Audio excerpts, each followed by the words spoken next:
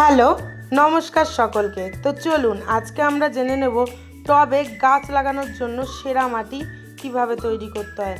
তো এই মাটি আপনারা কোথা দিয়ে পাবেন, খাত আপনারা কোথা দিয়ে পাবেন, এই মাটি বানানোর জন্য আর যা যা প্রয়োজন সেগুলো আপনারা কোথা দিয়ে জোগাড় করবেন, সেই সব আমরা একটি ভিডিওর মধ্যে কভার করব। তো ভিডিওটা স্কিপ না করে আপনারা দেখতে থাকুন। প্রথমে আমরা নিয়েছি গার্ডেন সয়েল।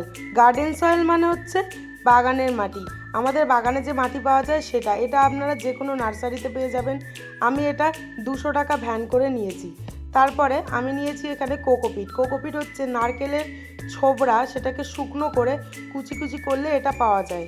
এটা আমরা নেব 2 টব।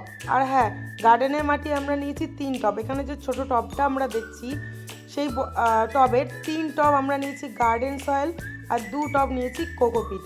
আর এখানে এটা আপনারা যেটা দেখতে পাচ্ছেন এটা হলো খাত। এই খাত আপনারা যে কোনো অনলাইন স্টোরে, আমি যেখান দিয়ে নিয়েছি সেটার লিঙ্ক আমি আপনাদের ডেসক্রিপশানে দিয়ে দেবো।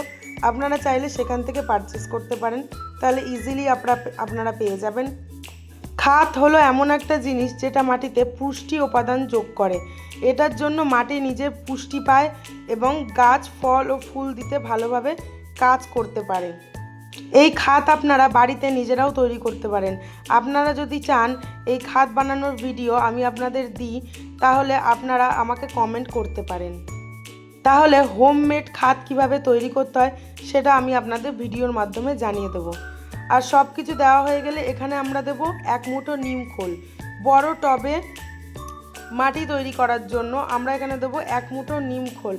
এটা দিলে মাটিতে যে পোকামাকড় লাগে, পিঁপড়ে লাগে, গাছের পাতা হলুদ হয়ে যায়, গাছের পাতা ঝরে যায়, এরকম কোনো সমস্যা আপনারা দেখতে পাবেন না। এরপরে আমরা এই মাটিতে যা যা মেশালাম সব কিছু একটার সাথে আর একটা ভালো করে মিশিয়ে নেব, যাতে কোনো কিছু আলাদা না থাকে।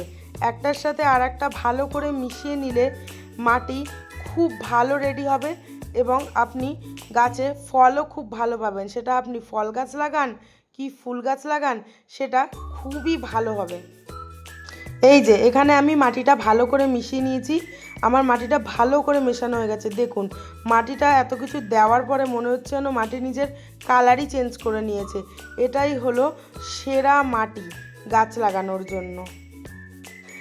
এবার দেখুন, প্রথমে আমি নিয়েছিলাম গার্ডেন সয়েল, যেটা বাগানের মাটি। এটা আমি হাতে করে তুলছি, দেখুন কীরকম মুঠো করলে দলা পাকিয়ে যাচ্ছে। আর দেখবেন আমি এইটা তুলছি যেটা আমি এখন বানালাম, সেটা কত সুন্দর ঝুরঝুরে হয়েছে।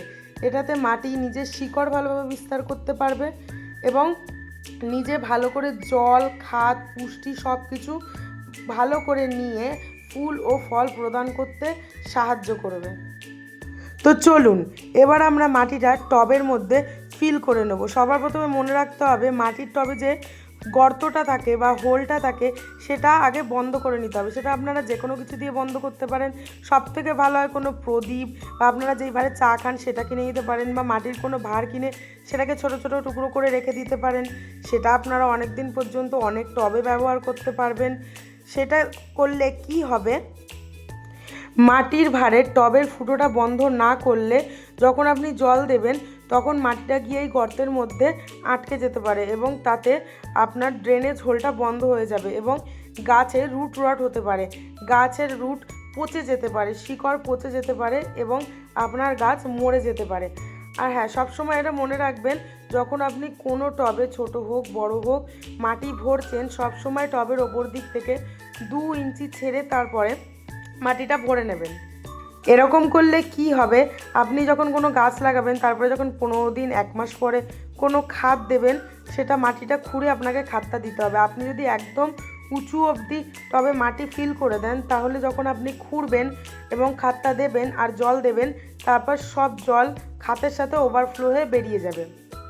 এখন আমাদের মাটিও রেডি আর টবে মাটি ভরাও রেডি। এরপর আমরা দেখে নেব, এই দেখুন আমাদের বাড়িতে ধনেপাতা আর লাল শাক এনেছিল। আপনারা ভাববেন না যে এটা একদমই ফেলে দেওয়ার জন্য। আমি এর নিচে থেকে 1 ইঞ্চি বাদ দিয়ে ওপরের ভাগটা রান্না করে নিয়েছি আর এটা রেখে দিয়েছি গাছ বসানোর জন্য।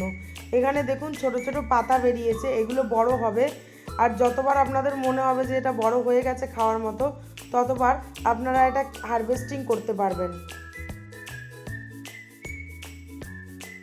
এইভাবে যতবার আপনাদের মনে হবে যে না পাতাটা বড় হয়ে গেছে হারভেস্টিং করার মতো, ততবার আপনারা কেটে দেবেন। এমন এটা থেকে ততবার নতুন নতুন পাতা বেরোতে থাকবে এবং এটা বড় হতে থাকবে। এখানে দেখুন আমি একটা পেনের সাহায্য নিয়ে ফুটো করে নিয়েছি। যদি আপনাদের অসুবিধা হয় ছোট ছোট গর্ত করতে, তাহলে আপনারা একটা পেনের পিছন দিক দিয়ে অনেকগুলো গর্ত করে নিয়ে তারপর এরকম দেখুন আমার মতো করে শিকড়গুলোকে ওর মধ্যে পুঁজে দেবেন।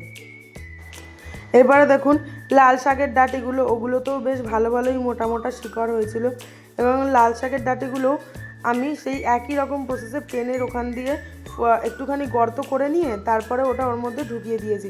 তো আপনারা ভাববেন যে কোনো অসুবিধা হবে না, এখান থেকেও ছোট ছোট পাতা বেরোবে। তো এখান দিয়েও আপনারা হারভেস্টিং দ্বিতীয়বার তৃতীয়বার পেতে পারেন, কোনো অসুবিধা নেই। তারপরে আপনাদের এটার ওপরে জল স্প্রে করে দিতে হবে। আমি জল স্প্রে করার সময় সব সময় ব্যবহার করি এপসাম সল্ট, চেষ্টা করি এপসাম সল্ট দেওয়ার। এপসাম সল্ট দিলে গাছের গ্রোথ খুব ভালো হয়। যে কোনো গাছ, কোনো চারা, কোনো বীজ লাগানোর পরে আপনি যদি একটু এপসাম সল্টের জল দিয়ে দেন বা এপসাম সল্ট স্প্রে করে দেন, তাহলে তার গ্রোথ খুব বেশি হয় আর খুব ভালো হয়।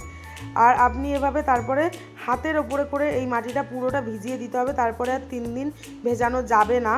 তো দেখুন এইভাবে হলো আপনার গাছ জন্য মাটি একদম পারফেক্টলি রেডি। আপনাদের যদি ভিডিওটা ভালো লেগে থাকে তাহলে লাইক অ্যান্ড সাবস্ক্রাইব করবেন।